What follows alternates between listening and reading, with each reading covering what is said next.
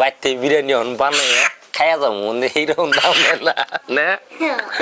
হ্যাঁ গাইস, পূজা পূজা পূজা পূজা পূজা পূজা রাস পূজা। তো আজকে আমরা যাবো রাস পূজা দেখবার নিকে। সমস্ত আসামে কিন্তু রাস পূজা বর্তমানে চলতেছে। আর আজকে এই যে আমরা বাপ ভিডিও বানাইছি, আপনার মায়ের যাবো।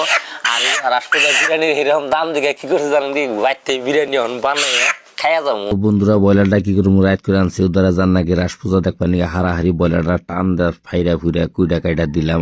আমার সুন্দর করে রান্তাইছে।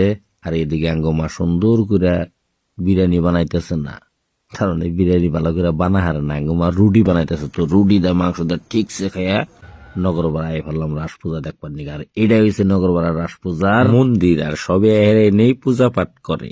তো গাইস, আমি অত হিন্দু ধর্মের বিষয়ে জানি না, সেই জন্য বেশি কিছু বললাম না। আমি ভিডিওটা টান দিয়ে আমার দিকে নিয়ে যাই। নগরপাড়া এসেও কিন্তু খুব আনন্দ লাগে এখন আমার, কারণ আমার হাতে নগরপাড়া আঙ্গুল লোকাল এলাকা, তাও অনেক মানুষে সেলফি উঠে উঠছেন। এই যে দেখেন কি সুন্দর, খুব ভালো লাগে। এই দিনটার জন্য গাইস ভিডিও বানাই। আসলে টাকা পয়সা এরকম পাইও না, তাও কিন্তু বানাই।